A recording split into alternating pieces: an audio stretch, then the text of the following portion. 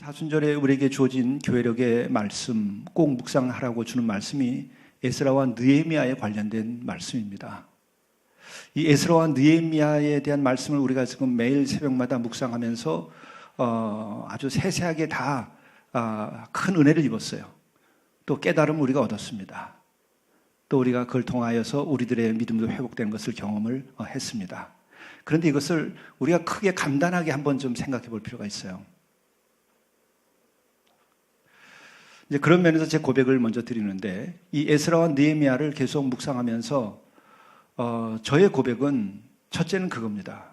하나님의 말씀은 정말 어떤 날섬 검보다 무섭다.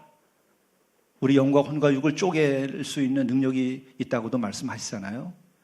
그런데 이 느헤미야 그리고 에스라의 말씀을 대하면서는 하나님의 말씀은 무섭다. 그리고 이것은 1.1핵도 이루어지지 아니할 것이 없다 하는 그런 것을 이번 사순절에 제가 새롭게 받는 은혜입니다.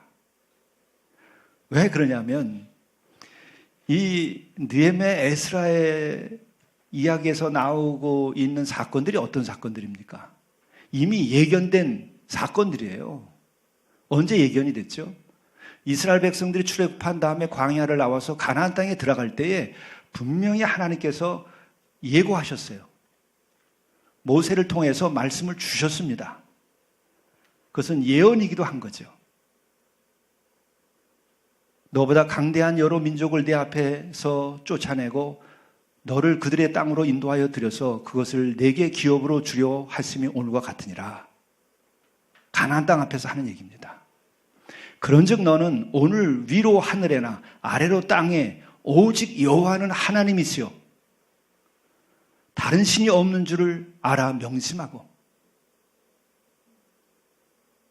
다른 신이 없는 줄을 알아 명심하고 오늘 내가 네게 명령하는 여호와의 규례와 명령을 지키라. 너와 내 후손이 복을 받아 내 하나님 여호와께 내게 주시는 땅에서 한없이 오래 살리라. 이 복의 선포고 약속의 선포고, 그리고 여기에는 무서운 말이 숨겨져 있어요. 그 누구도 하나님이 될 수 없다는 거예요. 오직 하나님만이 하나님이시다 하는 거예요. 여호와 하나님만이 하나님이시다는 거예요. 이거 기억해라. 이 말씀이 나올 때는 이미 이전에 10계명을 백성들에게 광야에서 줬습니다. 제1계명, 2계명, 그것은 오직 하나님 한 분이 있으니까 어떤 형상도 만들지 말고 오직 하나님만을 하나님으로 여기고 살라. 이것이 떨어졌어요.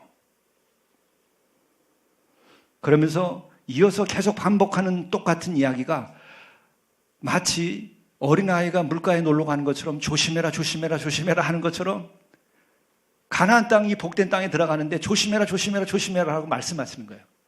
어떻게 축복의 땅에 들어가는데 조심해라, 조심해라 이렇게 하실까?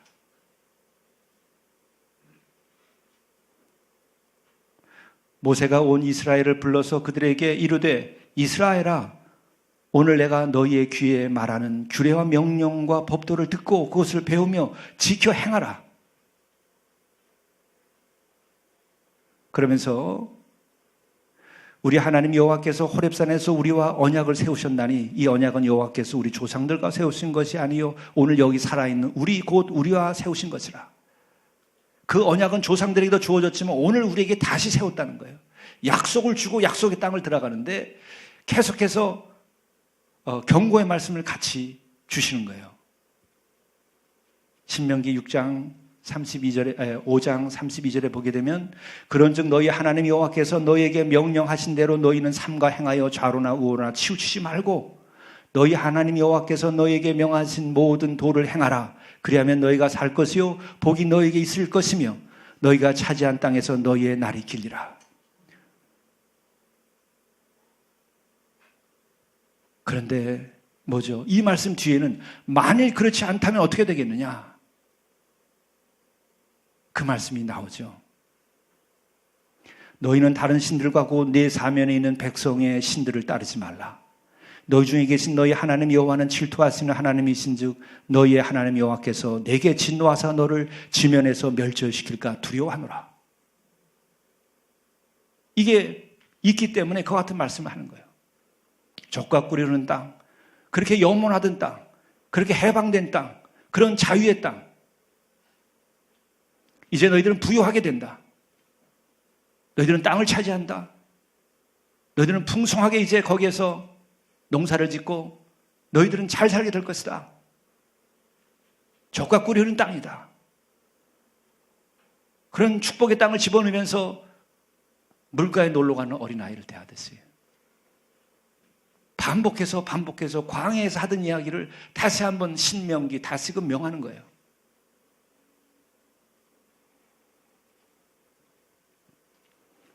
거기서 첫 번째가 그거죠. 여호와 하나님은 한 분이시니, 진짜 하나님은 그분이시니 그분 외에는 너희들이 섬기면 안 된다. 우상을 절대로 숭배하면 안 된다. 그죠?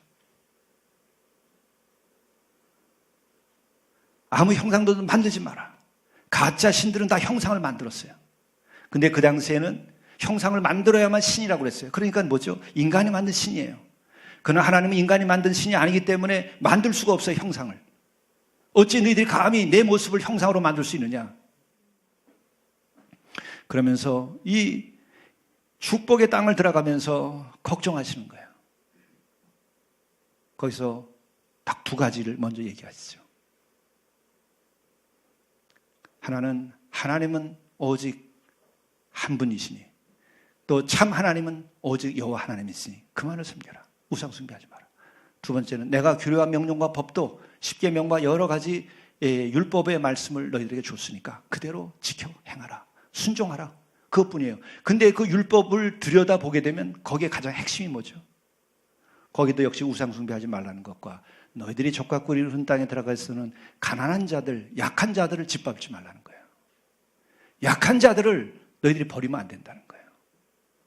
그게 하나님의 백성, 제사장의 나라, 그것이 율법의 공동체, 그것이 예배의 공동체를 만드는 거예요. 예배 공동체 안에서, 말씀의 공동체 안에서는 약자가 차별받지 않는 거예요. 약자는 차별받는 게 아니라 보호를 받아서 그들이 용기를 잃지 않게 하고 그들이 우리의 하나님의 거룩한 백성으로서 더불어 살 수 있는 능력을 갖추도록 도와주라는 거예요. 고아와 과부와 나그네들, 그리고 병들어서 약자가 된 사람들,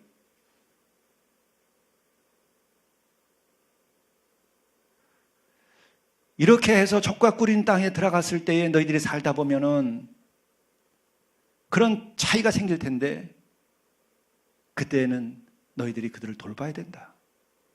이자를 받으면 안 된다. 저당을 잡더라도 겉옷을 저당으로 잡으면 너희들은 반드시 그날 밤이 오기 전에, 밤이 되면 옷을 내둬야 되고, 왜? 그것을 덮고 자야 되니까. 심지어는 날짐승과 들짐승까지 보호해야 되는 거예요. 떨어진 이삭은 줍지 말아라. 그것은 가난한 자의 것이고, 그리고 그것은 날짐승과 들짐승의 것이고, 무화과 나무, 포도원에서 그것을 딸 때에는 한 번 따고 나면 뒤를 돌아보면 안 된다. 그 나머지는 다 이것을 주신 하나님의 것이고 하나님이 사랑하는 날짐승과 들짐승과 가난한 자들의 것이다. 그리고 7년에 한 번은 땅을 쉬어야 된다. 이게 율법에 다 나와 있는 거예요. 자연을 보호해야 되는 거예요. 심지어는 희년이 되면은 너희들 빚을 다 탕감해 줘야 된다. 땅도 너희들이 본래 주인에게 되물려 줘야 된다. 이게 율법 공동체예요. 그것은 뭐냐? 어떻게 가능하죠? 오직 하나님을 경외할 때만이 이 말씀이 실현되는 거예요. 하나님을 경외할 때만이, 우상을 숭배하지 않을 때만이, 다시 말하면 탐욕이 우상이 돼서는 안 되는 거예요. 나의 이익이 우상이 돼서는 안 되는 거예요. 내 집안이 우상이 돼서는 안 되는 거예요. 어떤 인간이 우상이 돼서는 안 되는 거예요. 권력이 우상이 돼서는 안 되는 거예요. 지배 계층이 우상이 돼서는 안 되는 거예요. 오직 하나님만이 하나님이신 거예요. 이게 진리예요. 이게 성경에 나와 있는 역사 철학이고, 이것이 사회를 구성하는 어떤 사역보다 뛰어난 그 사회학적인 통찰을 이미 3,500년 전에 주신 거예요. 인간이 그 상상이나 할 수 있었을 것 같아요. 계시이기 때문에 가능한 겁니다. 계시의 회복이 지금 오늘 이 교회에서 필요한 거예요. 오늘 이 어두운 시장 경제 속에서 탐욕에 물들어버린 탐욕의 우상 숭배에 빠져 있는 인간들에게 오늘 우리가 회복되어야 될 말씀이 이 계시예요. 이게 서지 않으니까 인간들이 갖가지로 복잡하게 살아가는 거예요. 역사도 복잡해지고. 너희들이 들어가면 그렇게 해라. 근데 그 시작은 이미 말씀드린 것처럼 하나님을 참 하나님으로 모시지 못하고 경외심이 없어져 버리게 되면 이 말씀이 말씀으로 들리지 않아요. 말씀에 순종하지 않아요. 내 자신을 따르게 되고 내 욕망이 하나님이 되는 거예요. 내 권력이 하나님이 되는 거예요. 나의 핏줄이 하나님이 되는 거예요. 그런 거죠. 그러니까 너희들이 들어가면 그렇게 하라. 근데 이 말씀대로 가나안 땅에 들어가자마자 처음은 좋았는데 계속해서 이집트에서 가져온 남은 것들, 그 다음에 가나안 땅에 각 족속들이 가지고 있었던 각가지 산당의 그 우상 숭배를 다 하는 거예요. 그 우상 숭배 핵심이 뭐죠? 물질의 축복이에요. 육적인 종교예요. 그것은 두 가지를 만족시키는 거예요. 육적인 만족인데 뭐냐? 하나는 성적인 만족이에요.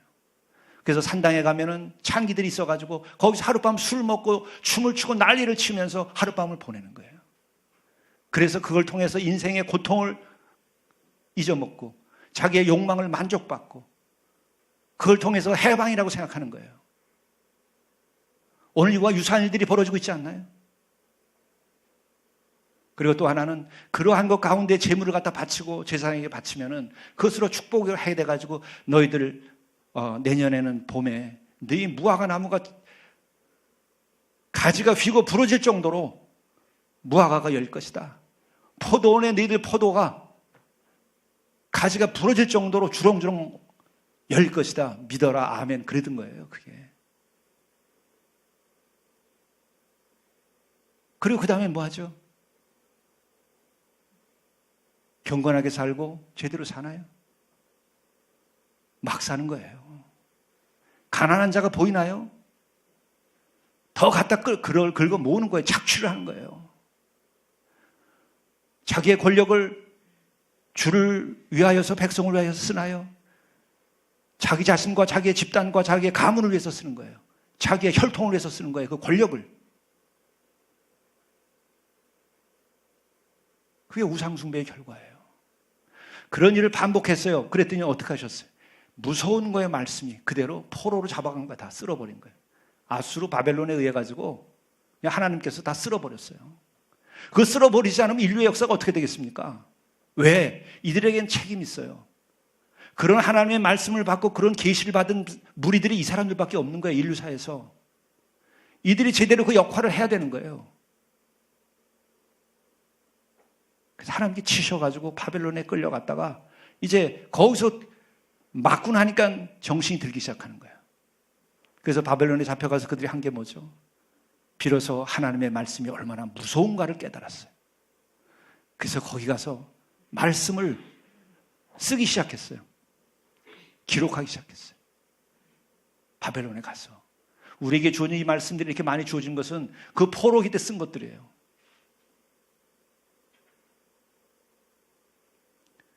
그리고 비로소 하나님을 경외하기 시작했어요. 하나님 무섭다. 하나님 살아계시다. 그래서 그들이 추구한 게 뭐냐면 광야의 신앙을 회복하는 거예요. 그때 우상 숭배하지 않고 지냈던 광야의 시대. 광야에는 우상 숭배들이 없었어요. 왜? 그냥 광야니까 아무것도 없는 곳이니까. 오직 하나님만이 계셔서 그들을 이 구름 기둥, 불 기둥으로 이끌어 가시니까 그대로 산 거예요. 또 하나님께 의지하지 않으면 안 돼요. 왜? 하나님께서 아침에 먹을 것을 만나와 메추라기를 보내주셔야 먹고 사니까. 그 신앙을 종이 되어가지고 노예가 돼서 바벨론에서 살면서 깨달은 거예요. 아, 하나님의 말씀이 무섭다. 하나님 살아계시다. 말씀을 기록하고 이들이 예루살렘을 보고 늘 회복되기를 원해가지고 돌아오는데 그때 에스라라고 하는 모세의 율법에 능통한 자가 나오는 거예요. 왜?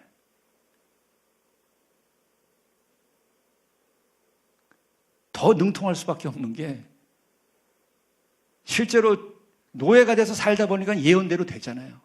그러니까 하나님 살아계시다는 것을 새롭게 경험하는 거죠. 그러니까 말씀을 더 묵상하게 되고 깨닫게 되는 거죠. 에스라가 그러한 무리 중에 뛰어난 한 인물이었던 거예요.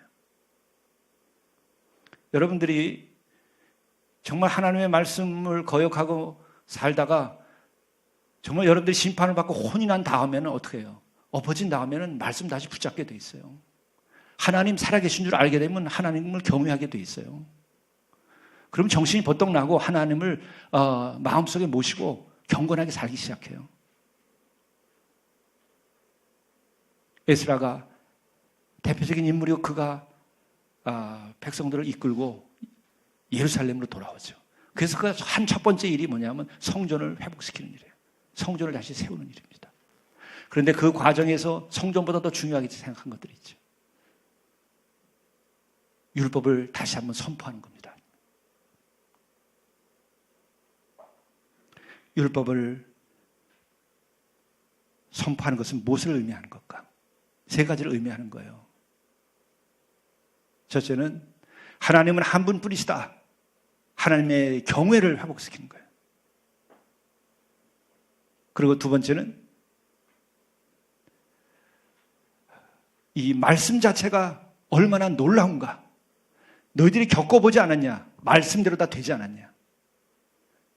너희들이나 좌로나 우로나 치우치지 말고 이 율법을 따르라고 했는데 규례와 명령과 법도를 이들이 어기고 우상 숭배한 결과가 어떻게 됐는가? 망하고 이 족과 꿀이 흐르는 땅에서 망한 거예요. 그리고 붙잡혀간 거예요. 기가 막힌 거예요. 광야에서 망한 것이 아니고 족과 꿀이 흐르는 땅에서 망했단 말이에요. 하나님이 주신 약속의 땅에서 망했단 말이에요. 하나님이 축복하여서 주신 땅에서 망한 거예요. 왜? 우상 숭배했고 하나님에 대한 경외심을 잃어버렸고 그래서 탐욕이 하나님이 돼버린 거예요. 그리고 말씀을 우습게 알았어요. 말씀을 저버렸어요. 그래서 망한 거예요. 그리고 그 말씀 따라서 약자들을 보호하고 권력의 우상에 빠지지 말아야 되는데 이 권력자들이 그 권력이 하나님의 것인 줄 모르고 자기의 것인 줄 가지고 놀았어요. 하나님이 주신 그 분배해 준 땅을 하나님의 것이라고 생각하지 않고 자기의 것이라고 생각하고 남의 땅까지 표지소까지 옮겨가면서 남의 것을 빼앗아 왔어요. 말씀부터 세워야 되는 거예요. 그래서 에스라가 돌아와서 말씀을 선포하고 말씀을 세운 거예요. 거기에 하나님의 경외와 그리고 두 번째로 얘기한 것처럼 약자에 대한 보호와 그리고 세 번째 뭐가 있죠? 거룩한 삶을 가르친 거예요. 규례와 명령과 법도에는 하나님의 거룩한 백성답게 제사장 나라답게 어떻게 한 사람 한 사람이 살아갈 것인가에 대해서 예배 공동체로서의 그 거룩함을 회복시키는 일을 한 거예요. 얼마나 멋있어요. 그런데 우리가 생각해 보면 이런 점이 있어요. 이게 지금 에스라와 느헤미야가 지금 하고 있던 것이 1000년 동안 반복되어 오던 이 죄악의 악습을 끊는 작업을 하는 거 있었던 거예요. 아시죠? 그때 어떤 것으로 했는가? 이미 말씀드린 것 가운데 있으면서 왜 이와 같은 것이 반복되냐 하면은 도움이 될 만한 것은 딱 이거예요. 정말 제대로 회개하지 못했기 때문에 그런 거예요. 정말 회개하지 못했기 때문에. 우리가 신앙생활을 개인적으로 할 때도 보십시오. 저도 늘 마음에 고통이 있는 것이 뭐냐면 자꾸 짓던 죄를 자꾸 죄를 짓게 되고 범하는 걸 자꾸 범하게 돼요. 왜 그럴까? 깊이 생각해 보면 그것은 나의 어떤 악습이 돼버린 것이 있는 거예요. 근데 그 악습이 되는 그것은 뭐냐? 깊은 뿌리가 있는데 그 뿌리째 뽑지 않아서 그런 거예요. 그렇기 때문에 우리가 정말 회개하는 법을 알아야 돼요. 이 이스라엘 백성들도 그것 때문에 이렇게 나중에는 나라도 없어져 버렸어요. 나중에는 예수 그리스도가 온 다음에 이 선민들은 이제 아무 의미가 없어졌어요. 이스라엘 백성들은 버림받았습니다. 진짜 버림받았어요. 그리고 그리스도를 통하여 완전하게 이제 계시가 된 다음에 우리로 율법에서 원했었던 그 공동체를 세우는 것이 아니라 무엇으로 세우죠? 예수 그리스도를 통하여 그분의 지체로서 세워지는 거예요. 인간을 통하여 세워지지 않습니다. 인간은 이미 1500년의 실험에서 합격을 못했어요. 인간의 죄는 스스로 씻을 수 없다는 것을 1500년 동안에 겪은 거예요. 말씀을 주어도 안 된다는 것을 하나님께서 확인하시고 인간들도 깨달았어요. 그래서 구원도 우리 인간의 그 순종을 통하여 구원받는 것이 아니고 믿음을 통하여 구원받는 거예요. 인간의 의를 통하여 구원받는 것이 아니라 예수 그리스도를 믿는 믿음으로 그가 희생제사가 됨으로써 구속의 은혜 아래 우리가 놓임으로써 구원받는 거예요. 그래서 우리는 행함이 아니라 우리는 은혜로 구원받는 거예요. 나로 인함이 아니라 우리는 예수 그리스도를 믿는 믿음으로 예수를 통하여 구원받는 거예요. 이거 새로운 구원의 역사예요. 이걸 깨달아 알아야 돼요. 그런데 그 예수 그리스도를 통하여 우리가 나아갈 때에도 우리가 정말 변화되는데 중요한 것은 이스라엘 백성들이 이렇게 된 것은 정말 회개했어야 되는데 회개하지 못하고 그 죄악의 불씨가 내 안에 있었던 거예요. 죄의 뿌리, 죄의 씨앗, 이것을 몽땅 불태워버리고 없애버렸어야 되는데 이것이 계속 남아있는 거예요.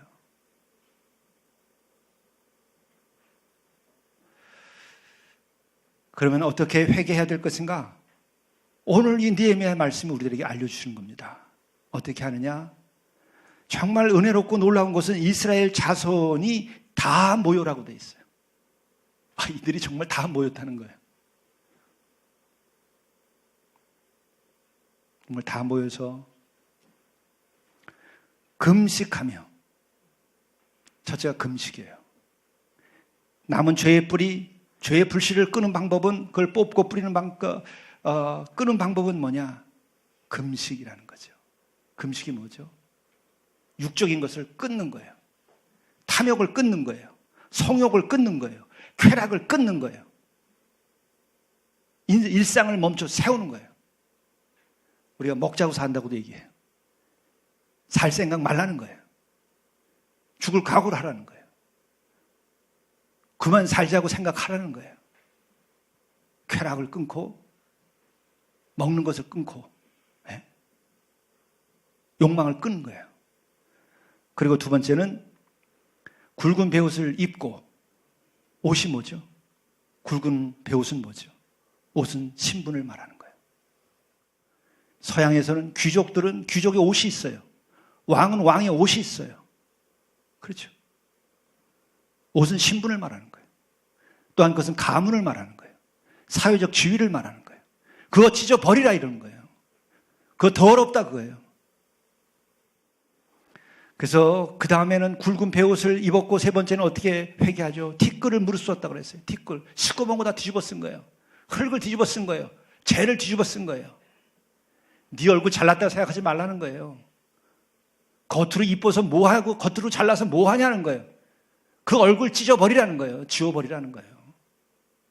그 얼굴 내밀고 하나님 앞에서 돌아다니지 말라는 거예요. 그 얼굴, 하나님께서 네 마음을 보지 네 얼굴을 보냐. 그리고 하나는 모든 이방 사람들과 절교하라는 거예요. 악을 저지르고 우상을 숭배하는 사람과 절교하세요. 그런 사람과 여러분 거래하지 마세요. 그런 사람과 사귀지 마세요. 내가 그를 설득해서 구원받게 하고, 내가 그를 설득해서 함께 회개하고 새 사람 될 수 있는 자신감이 없으면 여러분 절교하세요. 이게 좋고 저것이 좋은 식으로 살지 마세요. 이익이 되면 악이라도 손잡고, 손해가 되면 아무리 의롭고 착한 자라 할지라도 믿음 있는 자라도 절교하는 사람들, 그런 크리스천들, 그건 크리스천이 아닙니다. 여러분, 악을 저지르고 있는 것에 대해서는 이 사순절에는 저와 함께 새벽에 나와서 회개하고 절교하세요. 누구와 절교할지 여러분 기도 제목에 쓰세요. 그리고 누가 손잡을지 여러분 기도 제목에 쓰세요. 그리고 또한 내가 누구를 전도해서 그로 하여금 주를 영접하고 회개하고 새 사람 되게 하는지 여러분 기록하세요. 내 자식, 나의 부모, 나의 친구, 나의 거래처, 여러분 분명하게 하세요. 우리는 하나님 앞에서 살아가는 것이지 세상 앞에 살아가는 자들 아니에요. 우리는 그런 면에서 그리스도인들이 참되고 또한 우리는 이것이 우리들이 잘났기 때문이 아니라 하나님께 대한 순종으로 해야 되는 것이기 때문에 우리는 겸손해야 되는 거예요. 우리가 잘나서 이렇게 하는 거 아니에요. 성경이 이렇게 말씀하고 있기 때문에 나는 순종할 뿐이지, 내가 원치 않지만 하나님을 두려워하기 때문에, 내가 하나님을 사랑하기 때문에, 주님의 은혜로 내가 구원받았기 때문에 그의 말씀을 따르는 것뿐이지, 여러분이나 제가 잘나서 이렇게 절규하는 거 아니에요. 내가 주님 말씀대로 살아야 되고, 내가 거룩해져야 되고, 내가 죄악에서 벗어나야 되고, 내가 죄인 중에 죄인인 줄 알기 때문에 내가 그만두고 주님 앞으로 나와야 되기 때문에 이렇게 하는 거예요. 여기에 진리가 있지요. 어느 정치와 정치 철학과 정치 술수에 진리가 있는 거 아니고, 어느 사회학과 사회학적인 방법론에 진리가 있는 거 아닙니다. 어느 경제학에 혹은 경영학에 진리가 있는 것이 아니에요. 진리는 말씀 여기에 있는 것이고, 우리는 거기에 따라서 각자 하나님을 경외하는 가운데에 우리가 말씀에 순종하면서 각자 창조적인 일을 하는 거예요. 이웃을 이롭게 하고, 나라를 의롭게 세우고, 그것을 위하여 내가 헌신하고, 이 나라에 가난한 자가 없게 하도록 노력하고, 또한 우리가 모든 사람에 대하여 내가 가장 겸손한 자로서 서는 거예요. 이 회개의 경험으로서 우리에게 주어지는 것은 뭐죠? 세 가지예요. 하나님이 살아계시다고 하는 것에 대한 하나님의 한없는 은혜를 경험해요. 그게 죄사함의 은혜. 여러분, 진짜 회개하면은 회개의 은혜가 임하는 거예요. 회개의 징벌이 아닙니다, 여러분. 회개가 은혜인 것을 경험하게 돼요. 두 번째로는 우린 진정으로 회개할 때는 이 말씀이 살아서 역사하는 것을 경험해요. 진리가 진리로 나와 함께하는 것을 경험해요. 엄청난 힘이 나에게 작용하는 걸 경험해요. 그리고 세 번째는 나의 인격은 한없이 겸손하고 온유해지는 거예요. 온유와 겸손은 여러분 늘 우리가 말하는 거지만 처세가 아니라는 거죠. 우리 성서에서 말하고 있는 겸손이라고 하는 것은 은혜로 인하여 죄사함 받음으로 인하여 나의 그 믿음이 주님과의 관계 속에서 내가 낮아지고 내가 순종함으로써 얻어지는 겸손인 거예요. 처세의 겸손은 악한 거예요. 하나님께서 가증하게 여기는 거예요. 죄사함 받고 은혜 받음으로 인하여 내가 얻어진 그 순수한 마음에서 하나님을 받드는 가운데, 경외하는 가운데 내 마음속에 깃드는 것이 있어요. 그것이 겸손이에요. 우리가 그렇게 되면 세상이 바뀌어요. 나의 친구가 바뀌고, 내 가정이 바뀌고, 내 아내와 내 남편이 바뀌어요. 우리가 이런 마음을 가지고서 주께 나가서 부르짖고 회복이 된 다음에는 오늘 보게 되면 율법책을 낭독했다고 돼 있어요. 그리고 하루 종일 서서 율법책을 다 같이 들었어요. 말씀을 선포하는 거예요. 내 자신에게 말씀을 선포하세요. 따르게 되어 있어요. 내가 회개하고 나면 말씀이 살아서 역사하는 거예요. 그리고 그 다음에 선포를 보세요. 6절의 말씀입니다. 그 위에 것은 제가 귀한 말씀이니까 다 같이 봉독을 하면 좋겠는데, 5절부터 봉독을 하지요. 또 레위 사람 예수아와 감미엘과 바니와 하삼느야와 세레바와 오디야와 스바냐와 부다히야는 이르기를, 너희 무리는 마땅히 일어나 영원부터 영원까지 계신 너희 하나님 여호와를 송축할지어다. 주여, 주의 영화로운 이름을 송축하올 것은 주의 이름이 존귀하여 모든 송축이나 찬양에서 뛰어남이니이다.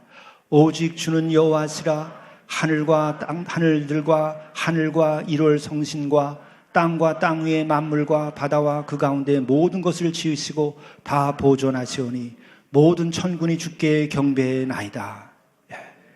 맨 마지막에 이런 하나님에 대한 경외를 고백하는 거예요. 하나님의 이름을 송축하는 거예요. 그럴 때 이 세상을 향하여 선포하는데 마지막 말씀이 뭐냐면은 그거예요. 오직 주는 여호와시라. 주는 여호와밖에 없다는 말이에요. 오직 주는 여호와시라. 물질이 여호와가 아닙니다. 쾌락이 여호와가 아닙니다. 만몬이 여호와가 아닙니다. 어떤 권력이 여호와가 아닙니다. 다윗 왕조가 여호와가 아닙니다.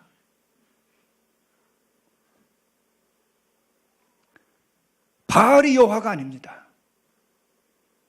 그들은 다 주가 아니고 주는 오직 여호와 뿐이시다 하고 선언하는 거예요. 여러분 마음속에 선언을 해야 돼요. 쾌락과 물질이, 돈이 여호와 하나님 나의 주가 아니다. 나의 주는 돈이 아니고 하나님이시다. 선포하셔야 돼요. 회개한 다음에는. 그게 하나님께 영광을 드리는 거예요. 그 선언이 있어야 돼요. 나의 가문이, 나의 학벌이, 나의 사회적 배경이 그가 주가 아니라 여호와 하나님만이 나의 주다. 이 세상 어떤 것도 나 자신도 나의 주가 아니고 오직 주는 여호와시라 우리가 선언해야 돼요. 그리고 그 다음에 선언하는 걸 보면은 하늘과 하늘들의 하늘과 1월 성신과 땅과 땅의 만물과 바다와 그 가운데 모든 것을 지으시고 보존하시오니 모든 천군이 주께 경배하나이다. 이게 뭘 말하는 거죠? 1월 성신, 오늘날도 1월 성신에게 비는 사람들이 있어요. 태양이 신이에요. 달이 신이에요. 달에다가 비는 크리스천도 있어요. 그게 제정신이에요. 잘못 배워서 그래요. 이 모든 것을 신으로 여겼는데 신이 아니다라고 선언하는 거예요. 다 하나님께서 지으신 피조물이라고 선언하는 거예요. 우리가 가지고 있는 권력, 우리가 가지고 있는 돈, 우리가 가지고 있는 재산, 이것이 신으로 이 땅에서 행세하면 안 되는 거예요. 어제 하나님만이 하나님이시다. 모든 것은 하나님이신 피조물이다. 모든 것은 하나님께 주신 것이다. 이 땅이 하나님의 아니시다. 그 선언을 해야 되는 거예요. 이게 회개한 다음에 마지막에 하나님께 영광을 드리는 방법이에요. 이렇게 되면 이 민족이 살고 이 한 영혼이 살고 그래서 거룩한 백성이 되고 제사장 나라가 되고 이들로 인하여 하나님의 평화가 이 땅에 이루어지는 거예요. 성경이 하나님의 말씀이에요. 이걸 따라야 돼요. 그리고 이 선언 가운데서 우리는 늘 말씀대로 그거예요. 또 우리 자신들이 회개할 일이 있으면 그 죄의 뿌리가 남지 않게 또 불태워버리고 그리고 늘 말씀을 가까이 둬야 돼요. 영성 일기를 쓰고 그 말씀대로 내가 기쁨을 얻고 말씀에서 새 힘을 얻고 그리고 그런 거룩한 삶을 내가 살 때에 여러분 새 삶이 얼마나 기쁘고 감격스러운지 여러분이 누리시게 될 거예요. 정말 아름다운 인생이 펼쳐지는 거예요. 우리가 그렇게 돼야 이 세상도 바꿀 수 있는 거예요. 그래야 이 나라가 새로워질 수 있는 거예요. 그 의인 5만 있어도 좋다는 거예요. 여러분에게 내게 주어진 기회이고 복의 선언입니다. 우리에게 살아야 돼요. 그러면서 우리는 우리의 부족을 알고 늘 주 안에서 은혜를 구하고 늘 십자가를 묵상하고 그 십자가의 진리와 사랑을 우리가 실천해야 돼요. 이 모든 진리는 다 십자가 안에다 들어가 있어요. 그리고 한 가지 제가 오늘 정말 간증하지 않을 수 없어서 제가 간증을 하는 거예요. 제가 지난해 진부의 공동체를 세우자고 얘기를 하고 기도하고 진행을 하고 또 일부는 한 평씩 땅 사기 운동도 펼치다가 제가 기도에 대한 인도하심과 응답이 없어서 계속 멈추고 우물쭈물하고 계속 이러고 지냈어요. 지난 겨울에 와가지고 지난 1월달, 2월달에도 계속 그 마음이 풀리질 않아서 기도했어요. 진짜 하나님께서 나에게 주신 소명인가? 우리가 감당할 수 있는 일인가? 이게 이 시대에 꼭 필요한 것인가? 그런 질문을 다시 던지면서 제가 이 사순절에 기도하며 주님의 뜻이 뭡니까? 응답해 주시고 증거를 확실히 보여주십시오. 그런 기도를 했는데 제가 오늘 아침에 아주 떨리는 마음으로 충격을 받았어요. 뭐냐면은 어떤 전혀 모르시는 머리 하얀 할머니가 찾아오셨어요. 찾아오셔서 기도를 하고 있었는데 목사님 기도하시면서 이루셔야 될 것이 있는데 그거 하는데 쓰시라고 그래서 이거 가져왔다는 거예요. 이게 여러분 10,000원짜리 50,000원짜리예요. 열어보니까. 그리고 하시는 말씀이 저를 위해서 그냥 기도만 해주십시오. 이것은 제 것이 아닙니다. 11조이기 때문에 하나님께 드린 것이니까 그것은 내 것이 아닙니다. 그래도 내 이름을 다시 여쭸어요. 그랬더니 목사님 그냥 저를 보셨으니까 기도만 해달라. 그래서 제가 그래도 성함은 제가 좀 저만이라도 알아야 되지 않겠습니까? 그랬더니 가만히 계시더니 이름 석자를 내시는데 제 손녀입니다. 목사님이 이 손녀를 위하여 기도해 주십시오. 그래서 손녀 이름을 내고 기도하고 가버리셨어요. 뒤도 안 돌아보고 그냥 가셨어요. 내가 얼마인지는 몰라요. 그러나 이걸 열어보니까 11조라고 쓰여 있고, 그리고 이게 10,000원짜리가 50,000원짜리로 되어 있는 거예요. 나는 목회 30년 하면서 이런 걸 처음 겪어요. 증거를 보이시는 거예요. 제가 이거 하면서 다시 깨닫는 건 그겁니다. 목회는 너의 일이 아니라 나의 일이다. 그래서 내 스스로도 내가 이룩한 것에 대해서 영광으로 생각하지 말고 교만하지 말고, 그래서 하나님께 영광을 돌려라. 또 두려워하지 마라. 내 일이 아니라 내 일이기 때문에 내가 이룬다. 너는 순종만 해라. 사순절에 기도 제목 중에 하나인데 이런 일이 생겨요.